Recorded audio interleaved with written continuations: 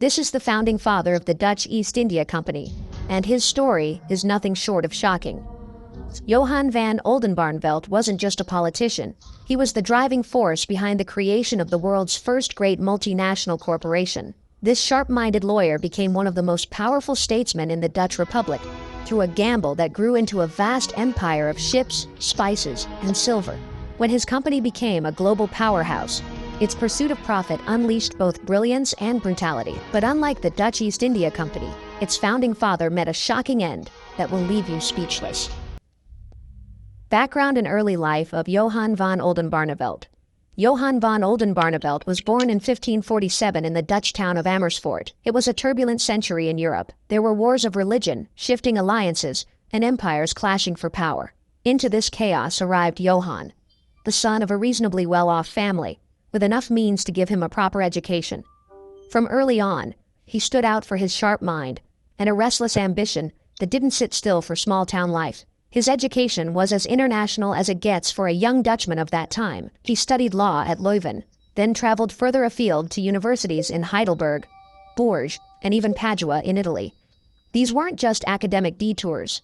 They exposed him to different political philosophies, ideas about statecraft, and a network of contacts that would serve him later. When he returned to the Netherlands, Johan began practicing law. He quickly built a reputation as someone who could untangle complex cases and navigate the messy overlap of law and politics. But his career really took off when he tied his fortunes to the Dutch revolt against Spanish rule. He wasn't a soldier on the battlefield. He was a strategist, helping to shape the legal and diplomatic arguments that underpinned the rebellion. During the siege of Haarlem, and later the relief of Leiden, Johan's counsel was noted. He showed himself to be a man who could operate under pressure and balance ideals with hard pragmatism. By the 1580s, Johan's rise seemed unstoppable. He became pensionary of Rotterdam, and then in 1586, the land's advocate of Holland. This was effectively the highest civilian post in the province, and one of the most powerful positions in the Dutch Republic. From this seat, he would steer the young republic through some of its most decisive years. And it was here, with war still raging and trade routes shifting, that he began to see the possibilities of uniting Dutch merchants into something much bigger than loose trading ventures. Early moves toward trade and statecraft. By the time Johan van Oldenbarnevelt stepped into his role as land's advocate in 1586, the Dutch Republic was still a fragile experiment. The war against Spain was draining, and unity among the provinces was shaky at best. Johan's job was not only to hold the political pieces together, but also to find new ways to fund the fight, and that meant trade. The late 1500s were a wild era for Dutch merchants. Independent pre-companies called voorcompagnieën were sending ships to Asia, competing fiercely with each other for spices, silks, and porcelain. Each voyage was high risk. Storms, pirates, disease, and hostile Portuguese traders were constant threats. Some expeditions made fortunes, others collapsed in debt. To Johan, this chaos looked unsustainable. The Dutch needed coordination, not a knife fight between rival merchants. As a lawyer and statesman, Johan saw the bigger picture. He knew that a fractured trade effort weakened the Dutch in their struggle with Spain and left them vulnerable to foreign rivals. He began to push for something radical, a merger of all those competing companies into a single united enterprise, a monopoly. That way, Dutch traders could pool resources, share risks, and present a united front overseas. But this wasn't just about economics. Johan understood that trade could fuel the war chest. Every bag of nutmeg or pepper sold in Amsterdam meant more funds for ships, soldiers, and fortifications back home. If the Republic wanted independence, trade had to pay for it. And so, Johan began negotiating with merchant leaders, provincial estates, and the States General to make his vision a reality. Of course, not everyone was thrilled. Rival merchants resisted. Everyone was afraid of losing control. Provinces squabbled over where power would sit. But Johan's political skill and his ability to balance interests, smooth egos, and draft binding agreements kept the plan alive. He wasn't just thinking like a politician anymore. He was thinking like a founder. By the turn of the century, his efforts were gaining momentum. The Dutch were tired of infighting, and the lure of greater profits was irresistible. The stage was set for a single chartered company that could dominate the seas. And in 1602, thanks to Johan's relentless pushing, the Dutch East India Company would be born. Founding the VOC, the year was 1602. The Dutch Republic was still at war with Spain. Across the provinces, merchants were restless. They'd grown tired of fighting one another on the high seas while the Portuguese and Spanish carved up the spice trade. That's when Johan van Oldenbarnevelt stepped in with his boldest idea yet. Let's unite the merchants, pool their wealth, and give them one charter under the protection of the state. What he engineered was nothing less than revolutionary. Under Johan's guidance, the States General granted the new Verenigde Oostindische Company a sweeping charter. This wasn't just a trading license. It was a blank check. The VOC had the right to wage war, build forts, sign treaties, and even mint its own coins. No other private company in the world had ever been given such powers. In practice, it was a state within a state, and Johan was the man who made it happen. Rival merchants who had once competed fiercely were now folded into this single giant enterprise. The capital structure was ingenious. Instead of relying only on wealthy backers, the company raised funds by offering shares to the public. Anyone with money could buy in. That first subscription, the world's first IPO in modern terms, raised an enormous sum. It gave the VOC both capital and credibility. For the first time, a company's ownership was spread among hundreds of investors, each expecting dividends from distant spice islands. At the top sat the Heeren 17, the Lord 17. They would run the VOC's affairs. They balanced the interests of Amsterdam, Rotterdam, Zeeland, and other port cities, but always with one goal: profit. And profit in those early years came quickly. Ships returned loaded with pepper, nutmeg, cloves, and silks, selling for sums that made early investors rich. But here's the part most people miss. Johan's hand in all this wasn't just financial. He saw the VOC as an extension of the Republic's war effort.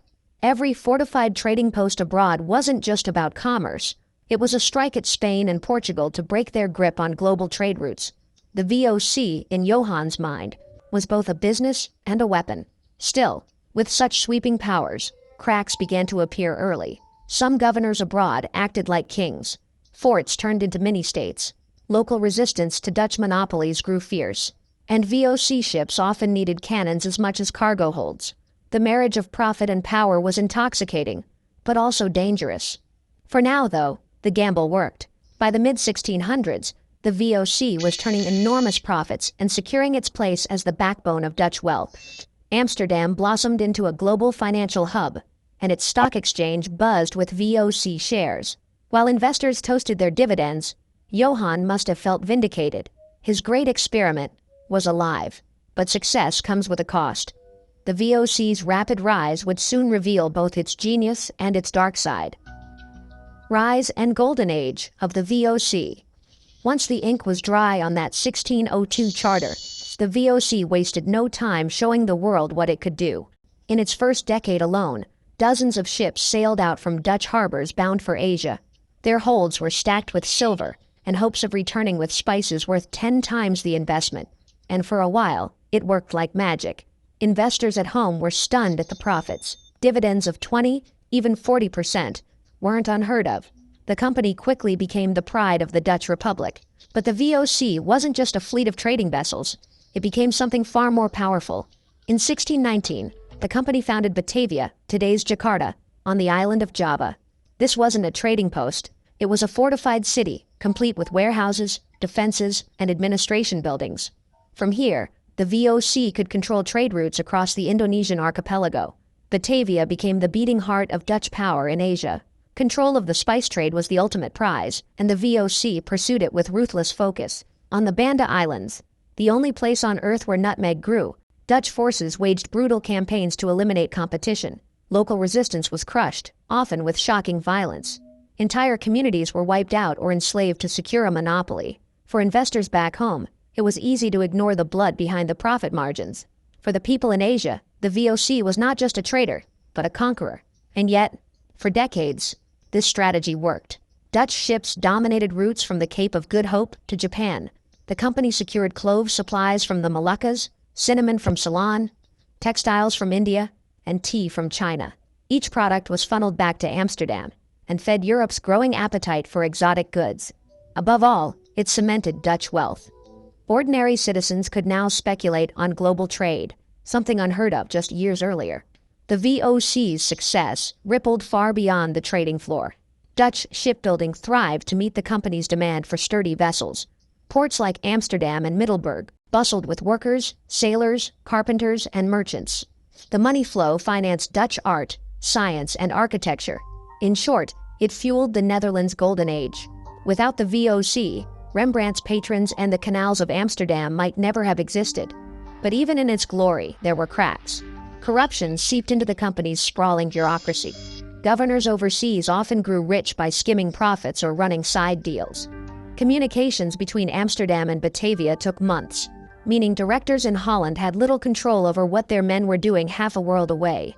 The Heeren 17 back home might have thought they were steering the ship, but in reality, local commanders often acted as kings. Another challenge came from competition. The English East India Company was founded just 2 years before the VOC, and it was determined to break Dutch dominance. Skirmishes erupted in Asian waters. Trade wars spilled over into actual wars between nations. For a time, the VOC held the upper hand, but the rivalry forced it to spend heavily on fortifications, fleets, and soldiers. That meant rising costs, even as investors demanded high dividends. Still, for over a century, the VOC stood as the world's first corporate superpower. It was a business, a military force, and a colonial authority all rolled into one, and it left a complicated legacy. On the one hand, there was wealth and innovation. On the other hand, violence and exploitation. Eventually, the weight of these contradictions would become too heavy. Corruption, competition, and mounting debt would drag the company down. And just as the VOC began to stumble, Johan van Oldenbarnevelt, the man who helped create it, faced his own shocking downfall. Decline, crises, and dissolution. For more than a century, the Dutch East India Company had seemed unstoppable. But like so many giants, its greatest strength eventually became its undoing. The VOC had built a global empire with ships, soldiers, and silver, but managing such a sprawling machine was expensive. By the 18th century, the cracks were no longer hidden. One of the biggest problems was cost. Maintaining forts, garrisons, and fleets across Asia drained the company's treasury. Wages for thousands of sailors and soldiers, along with constant wars against local rulers and rival Europeans, swallowed profits. The easy money days of the spice monopoly were over. Markets were shifting. Competitors, especially the English East India Company, grew stronger, and it cut into Dutch dominance. Then came corruption. With its headquarters half a world away from its colonies, the VOC could never fully control its governors. Many officials lived like kings. They avariciously lined their pockets with bribes or sold favors to local merchants. Reports of mismanagement flowed back to Amsterdam, but by the time they arrived, the damage was already done. Shareholders in the Dutch Republic demanded steady dividends, and the directors kept paying them, sometimes by borrowing. And this dug the company deeper into debt. The numbers tell the story. By the mid-17th century, profits had turned into losses. Debt piled up to staggering levels, while the value of VOC shares dropped. Attempts at reform came too late. A company once hailed as the pride of the Dutch Republic was now a bloated bureaucracy, weighed down by inefficiency and mistrust.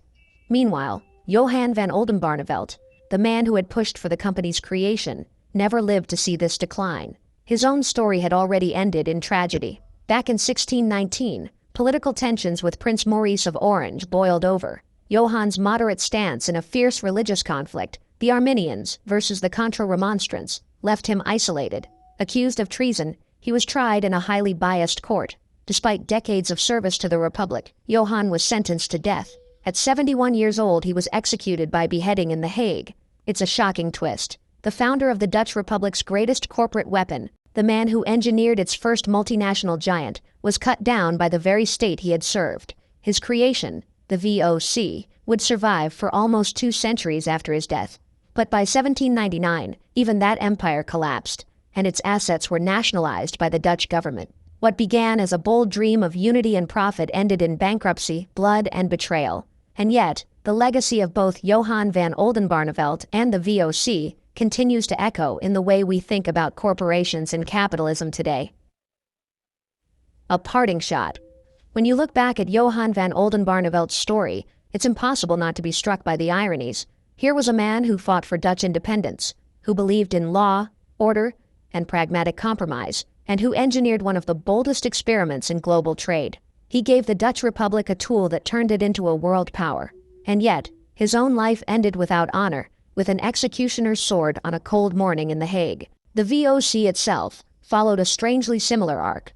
Born out of chaos, sharpened by ambition, and fueled by profit, it became the first great multinational corporation. It transformed Amsterdam into the financial center of the world, introduced the concept of public stock markets, and made ordinary citizens investors in global trade. At the same time, it built its fortune on monopoly, violence, and exploitation that left scars in Asia that lasted long after the company disappeared.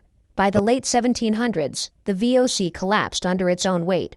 Corruption, competition, and unsustainable costs turned the once mighty giant into a financial corpse. Its remains were absorbed by the Dutch state, a humbling end for what had been the pride of a nation. And so we're left with a paradox. The man who helped shape the republic was executed as a traitor, and the company he inspired became a symbol of both brilliance and brutality. Together, they left behind a story that is as shocking as it is instructive, a reminder that empire, whether built by swords or shares, always carries a price. Do you think the VOC's model, part corporation, part empire, was visionary genius or a dangerous blueprint for abuse? Share your thoughts in the comments. We'd love to hear. For now, we're done. Catch you next time.